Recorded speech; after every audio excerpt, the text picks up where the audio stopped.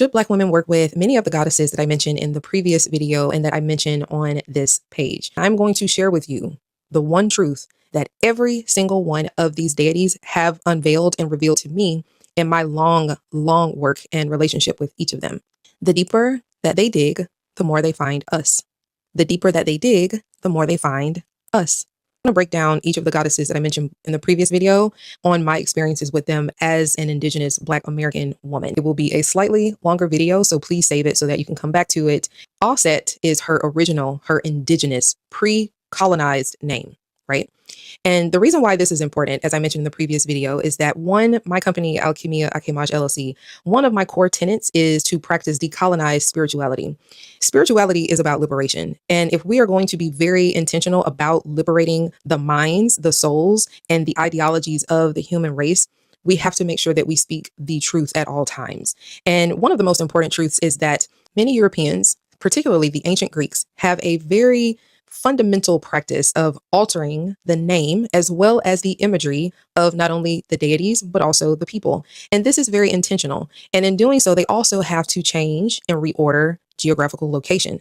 This is about disorienting people out of their sacred truths and also displacing you out of your origin, right? The original name of present day Egypt, which that's not it, the Greeks renamed it to be that.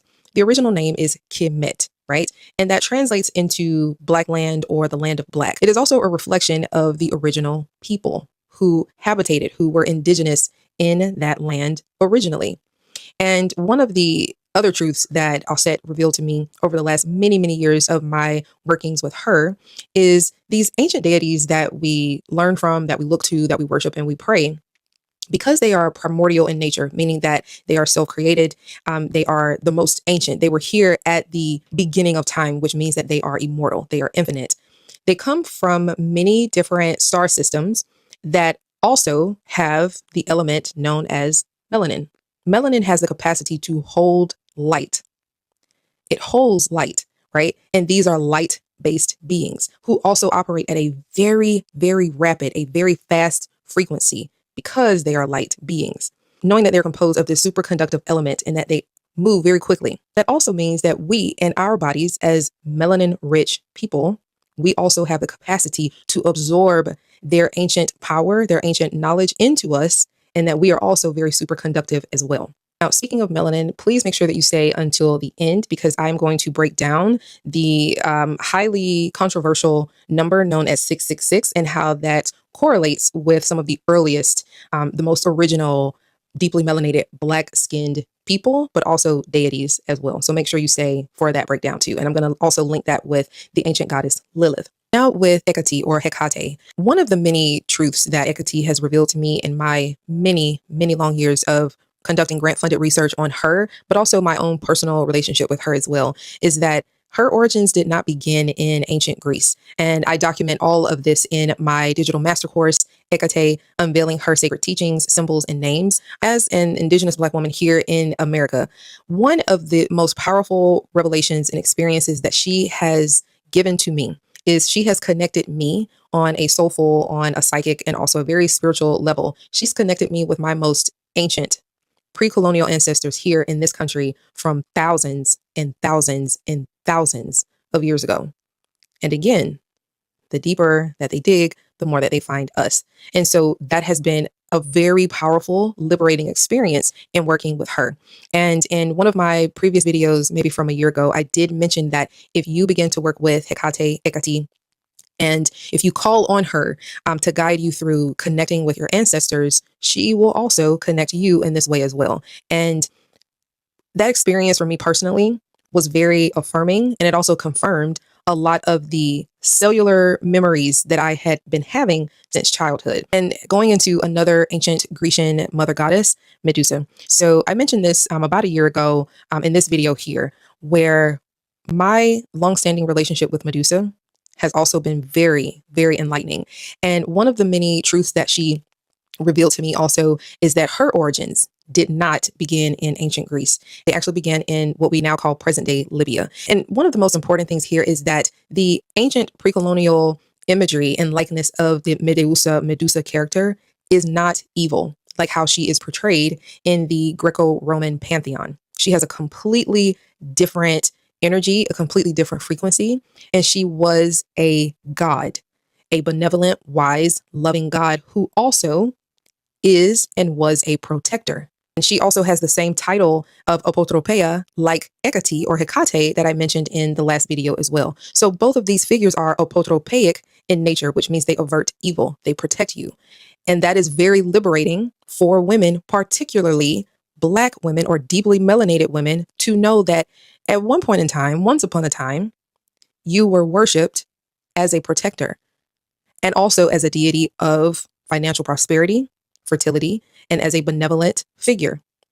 Again, my core tenet is decolonized spirituality, and all of this leads to liberation of the mind, liberation of the body, and liberation of the spirit as well. Lastly, let's talk about Lilith or Lilith, Ardat Lili.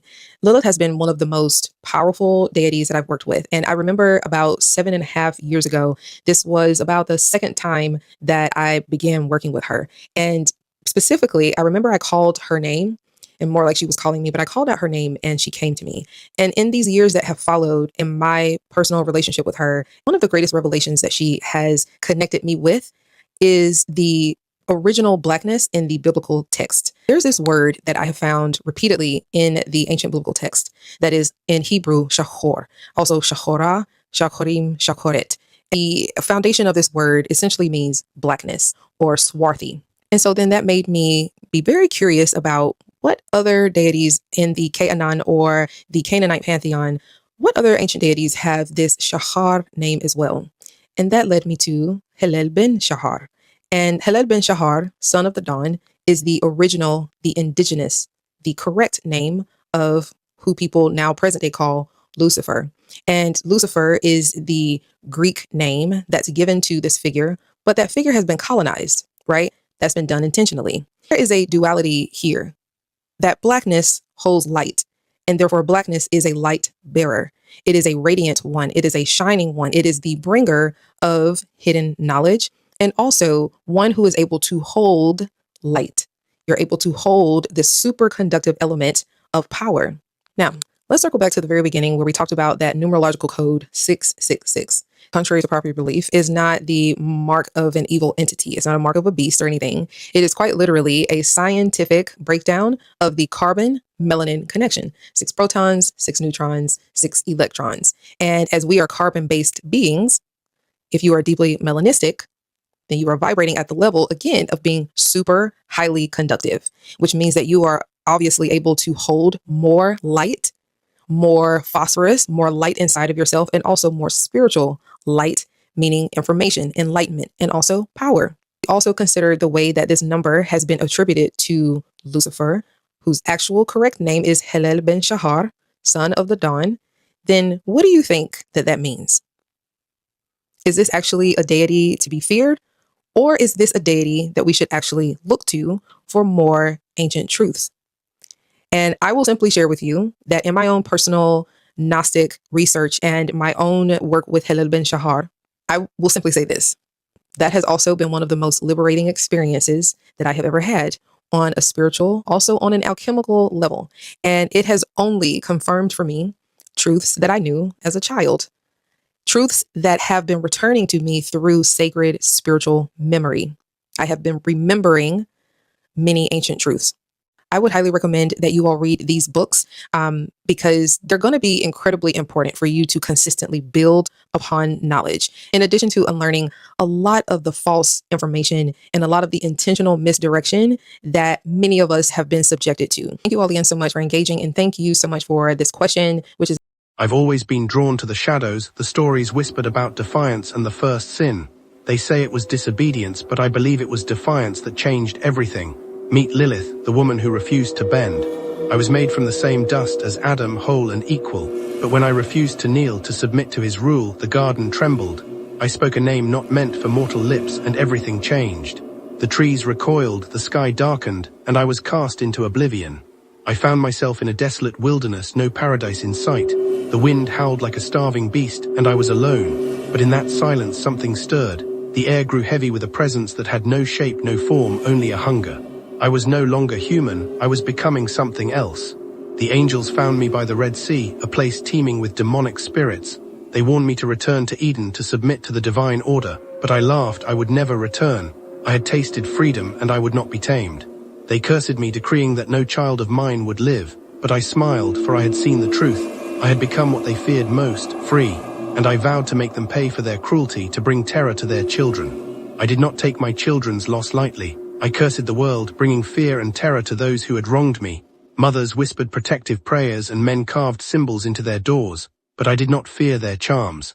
I had become the very thing they prayed against.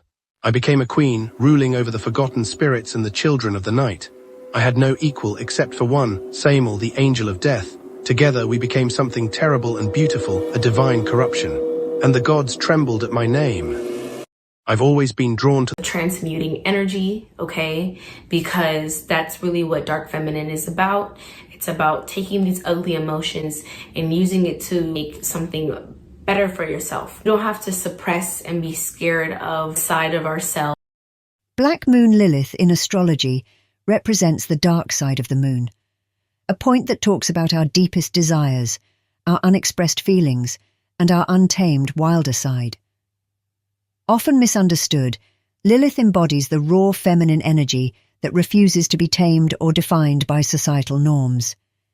She's the part of us that stands in our power, embraces our sexuality, and does not shy away from the darker parts of our soul. Understanding Lilith's placement in your chart can unlock secrets of personal empowerment and reveal hidden desires. She teaches us that by embracing our darkness, we find our truest light. Now we gotta, I saw like the first minute of this, but this woman sounded like she had some sense. So let's listen to what she had to say about this situation.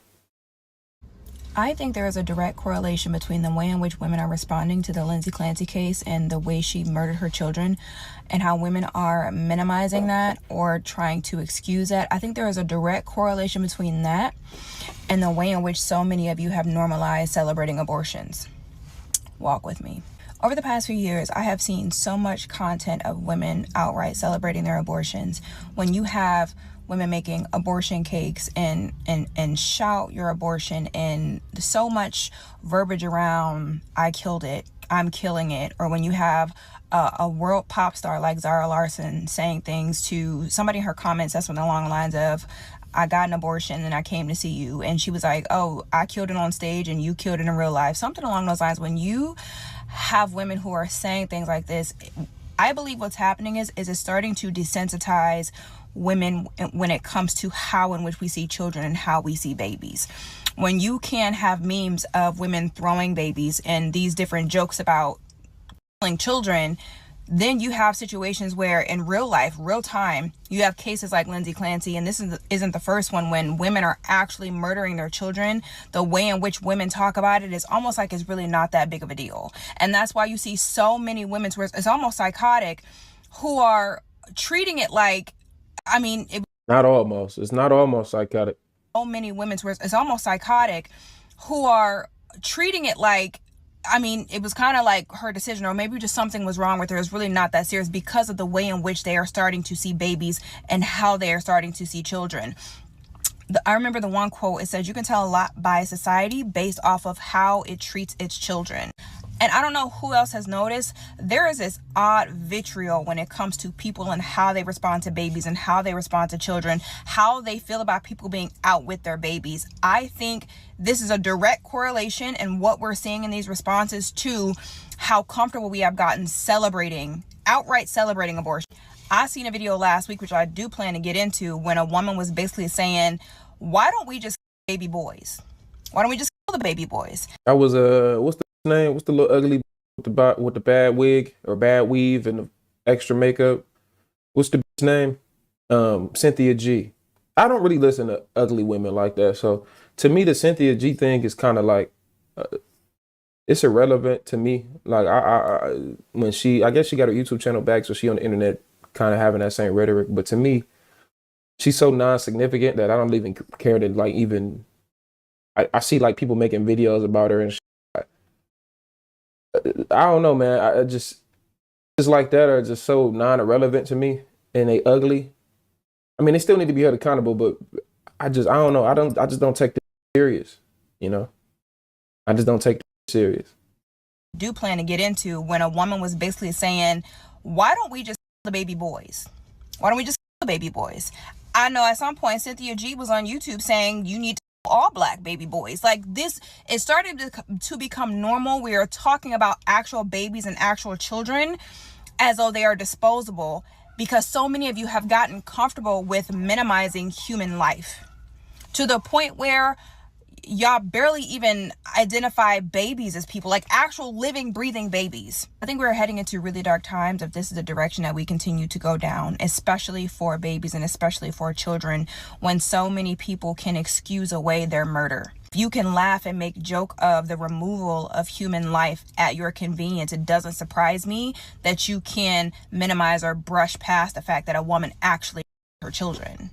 Just my thoughts. One of the earliest portrayals of dark femininity can actually be found in Jewish folklore, and her name is Lilith. She is often depicted as Adam's first wife, created from the same earth as him. However, the story goes that she refused to be subservient to him, which ultimately got her kicked out of the Garden of Eden. Obviously, because of this, she became a symbol of independence and empowerment to women. In later traditions, she is actually often recognized as the mother of succubi, or the seductress, and this represents her rebellion against traditional gender roles and societal norms. Of course, I'm not going to encourage you to prey on men as she did, but I do think she's an iconic symbol for women's liberation and demonstrates why personal autonomy is so important.